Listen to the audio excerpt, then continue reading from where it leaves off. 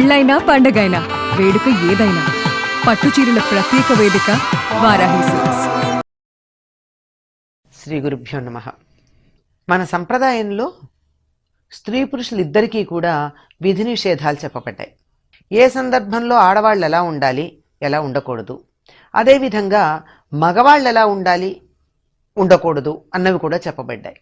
కాకపోతే దురదృష్టం ఏమిటంటే ఆడవాళ్ళకి సంబంధించినటువంటి విధి నిషేధాలు లోకంలో వ్యాప్తి చెందినంతగా పురుషులకు చెప్పినటువంటివి మాత్రం వ్యాప్తిలో లేవు. వాళ్ళ గురించి పట్టించుకున్న వాళ్ళు లేరు అంటే వాళ్ళు విధి నిషేధాలు పాటించకపోతే పట్టించుకుని అడిగిన వాళ్ళు లేరు అని అర్థం. కానీ మన ధర్మశాస్త్రాలలో భార్య గర్భవతిగా ఉన్నప్పుడు భర్త పాటించవలసినటువంటి నియమాలు చాలా చెప్పారు. అమ్మాయికి ఎలాగో నియమాలు చెప్తారు. గట్టిగా నడవకూడదని, చేతులకి గుత్తంగా గాజులు వేసుకోవాలని, ఏదో సంతోషంగా ఉండాలని, దుఃఖంగా ఉండకూడదని, ఏ రకమైనటువంటి మనోవేదనకి గురి కాకూడదని. ఇది ఆ అమ్మాయి చేయాల్సిన పని కాదండి. కుటుంబ సభ్యులందరూ అటువంటి వాతావరణాన్ని కల్పించాలి. మంచి ఆహారం తీసుకోవాలని, విశ్రాంతి తీసుకోవడంతో పాటు వీలైనంత శ్రమ కూడా పడాలని, అలా శ్రమ పడినట్టయితే ప్రసవం తేలిగ్గా అవుతుందని, ఏదో ఇలా చాలా నియమాలు చెప్పారు. అంతా బాగానే ఉంది. ఇదిగో అమ్మాయికి 7వ నెల వచ్చిందండి, అమ్మాయి పూజ చేయకూడదు, వరలక్ష్మి వ్రతం 7వ నెల వచ్చాక చెయ్యొచ్చా చేయకూడదా, ఏదో మా వాళ్ళు వ్రతం చేస్తున్నారు అక్కడికి వెళ్ళొచ్చా వెళ్ళకూడదా, ఒడుగు చేస్తున్నారు వెళ్ళొచ్చా వెళ్ళకూడదా, ఇట్లాంటివి ఆడవాళ్ళకి సంబంధించి బోల్డు సందేహాలు మనకు వస్తూనే ఉంటాయి.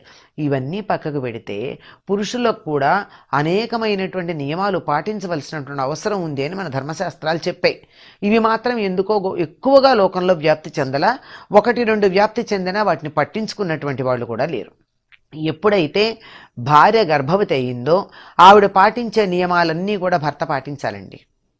ఎందుకు అంటే ఇద్దరు సగం శరీరంగా, అంటే ఒకళ్ళు సగం మరొకళ్ళు సగంగా సంసారం అనేటటువంటి నౌకని నడుపుతూ ఉంటారు కనుక.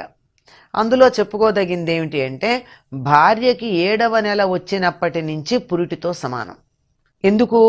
అప్పటికి శరీరంలో పిండం యొక్క నిర్మాణం దరిదాపుల్లో పూర్తవుతుంది. 7వ నెల వచ్చేటప్పటికల్లా ఒక జీవి గర్భస్థ శిశువు పరిపూర్ణంగా అన్ని అవయవాలతోనూ సిద్ధంగా ఉంటాడు. ఇక కావాల్సింది పరిపుష్టం కావడం, అంటే చాలా శక్తి పెంచుకోవడం.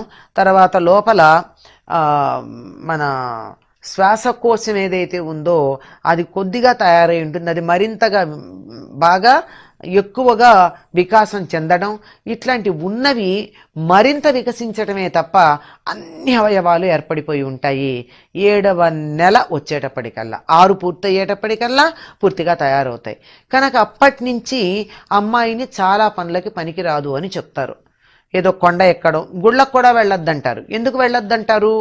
ఇంటి పక్కన ఉన్నటువంటి గుడికి అయితే వెళ్ళొచ్చు, కానీ సాధారణంగా గుడికి మెట్లెక్కాల్సి ఉంటుంది. చాలా గుళ్ళు కొండల మీద ఉంటాయి, అటువంటి చోట్లకి వెళ్ళకూడదు అని చెప్తారు. సరే, కొబ్బరికాయ కొట్టకూడదని కూడా చెప్తారు. ఎందుకని? కొబ్బరికాయ కొట్టడానికి బలం ఉపయోగించాలి. అలాంటి బలం ఉపయోగించేటప్పుడు ముందర వంగి బలం ఉపయోగించాలి.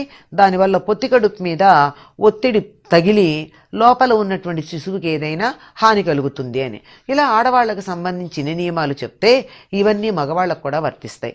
భార్యకి 7వ నెల వచ్చింది అంటే పురుడితో సమానం గనక ఆ పురుషుడు, మగవాడు అనగా భర్త, పుట్టబోయే శిశువుకి తండ్రి అయినటువంటి వాడు, ఈయన చాలా పనులకు పనికిరాడు. పురిటి మనిషి ఎందుకు పనికిరాడో ఈయన కూడా అన్ని విషయాలకి పనికిరాడు. అంటే ఒడుగులు అవి చేయడం కానీ, ఒడుగులు అవి చూడ్డానికి వెళ్ళడం కానీ, గుళ్ళకి వెళ్ళడం కానీ, వ్రతాలు అవి చేయడం కానీ, ఇలాంటి పనులు చేయడానికి పనికిరారు. ఇంకెవరికన్నా కొన్ని పనులు, పీటల మీద కూర్చుని చేసే కార్యక్రమాలు కొన్ని ఉంటాయి, ఈ వ్రతాలు మొదలైనవి, ఇవన్నీ చేయడానికి కానీ వేటికి పనికిరాడండి. ఇవి ఆధ్యాత్మికంగా ఇవి పనికిరాకపోవడం మాట నుంచి శవాలు మొయ్యడానికి కానీ, ఇప్పుడు శవవాహకత్వం అన్నది పరమ పవిత్రమైనటువంటి కార్యంగా మన ధర్మశాస్త్రాలు చెప్తున్నాయి. మరి ఎలా తెలుస్తుందండి భార్య గర్భవతిగా ఉందని? అప్పటి నుంచి 7వ నెల వచ్చినప్పటి నుంచి, ఇంకా చాలామంది 5వ నెల వచ్చినప్పటి నుంచి పాటిస్తారండి. గడ్డం చేసుకోరు, తలకి కూడా క్రాప్ చేయించుకోరు, మొత్తం అంతా ఆ రూపం చూడగానే ఈయన భార్య గర్భవతిగా ఉంది అని అర్థమైపోతూ ఉంటుంది. చాలా పనులకి వెళ్ళేటటువంటి వాళ్ళందరూ ఆయా పనులని కొన్నిటిని పాటించటం మానేస్తూ ఉంటారు. ఎప్పుడైతే ఈ గడ్డం పెంచుకుని పని చేయించుకోకుండా, పని అంటే తలకి సంబంధించింది, చేయించుకోకుండా ఉంటారో ఆ రూపురేఖలు చూడగానే అవతల వాళ్ళకి అర్థమవుతుంది ఈయన భార్య గర్భవతిగా ఉంది, ఈయన్ని మనం పిలవడం సరైనటువంటి పద్ధతి కాదు, జాగ్రత్తగా ఉండాలి అని అవతల వాళ్ళకి తెలిసిపోతూ ఉంటుంది. ఇది పైకి తెలియడం కోసం మాత్రమేనా అంటే కాదుటండి.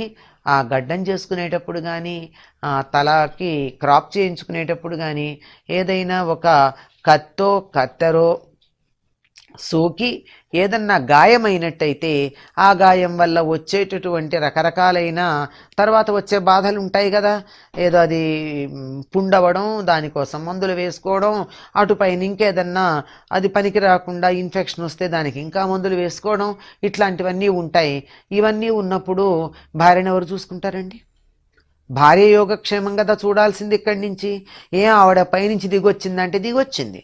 ఎందుకంటే పురుషులు చేయలేనటువంటి పని ఆవిడ చేస్తోంది. గర్భధారణ చేస్తోంది. ప్రసవం అనేటటువంటి ఒక భయంకరమైన నరకాన్ని దాటి పునర్జన్మని పొందుతూ ఉన్నది. ఆ తర్వాత బిడ్డలకి తాను తిన్న ఆహారాన్ని రక్తంగా మార్చి, రక్తాన్ని పాలుగా మార్చి పిల్లలకు ఆహారాన్ని ఇస్తోంది. ఈ పని మగవాళ్ళు చేయలేరు గనక పైనుంచి దిగొచ్చింది స్త్రీ. అందుకే సమానత్వం గురించి మాట్లాడకూడదు. ఆడవాళ్ళు తెలివి తక్కువ సమానత్వం మాట్లాడడం. మగవాళ్ళు చేయలేని ఎన్నో పనులు ఆడవాళ్ళు చేస్తారు గనక ఒక మెట్టు పైనే ఉంటారు. ఇంకా మామూలుగా ఇందాకే అనుకున్నాం కదా, ఇక దేనికి పనికిరారు వాళ్ళు. పురుటితో సమానం గనక దేవాలయాల్లో అర్చకత్వం చేయడం కానీ, పూజాధికారులు నిర్వర్తించటం కానీ, వ్రతాలు మొదలైనవి చేయడం కానీ, చేయించటం కానీ, వీటన్నింటికీ కూడా వాళ్ళు పనికిరారు అని చెప్పడం జరుగుతుంది. యజ్ఞయాగాది క్రతువులు చేయడం కానీ, తీర్థయాత్రలు చేయడం కానీ, కొండ ఎక్కడం కానీ, ఇటువంటివన్నీ ఆడవాళ్ళు చేయకూడదు. గర్భవతులుగా ఉన్నప్పుడు భర్తలు కూడా భార్య గర్భవతిగా ఉన్నప్పుడు చేయకూడదండి. మన ధర్మశాస్త్రాల్లో ఆడవాళ్ళకి చెప్పినటువంటి నియమాలు ఎన్నున్నాయో, విధి నిషేధాలు అంటే చేయదగినవి చేయకూడనివి మగవాళ్ళకు కూడా అన్నీ ఉన్నాయి. వాటిని వెలికి తీసి ప్రచారం చేయవలసిన బాధ్యత ఉంది. అంతేగాని మన సనాతన ధర్మం ఆడవాళ్ళని అణగదొక్కింది, వాళ్ళకే నియమాలు పెట్టింది, మగవాళ్ళకి నియమాలు లేవు, విచ్చలవిడిగా తిరగవచ్చు అని వారికి లైసెన్స్ ఇచ్చింది అని అనుకోవడం చదువుకోని వాళ్ళు చేసేటటువంటి, అజ్ఞానులు చేసేటటువంటి ప్రచారం తప్ప జ్ఞానవంతులు చేయరండి. తెలుసుకుందాం, ధర్మంలో ఉన్నటువంటి విశేషాలని ఆచరించే ప్రయత్నం చేద్దాం. స్వస్తి.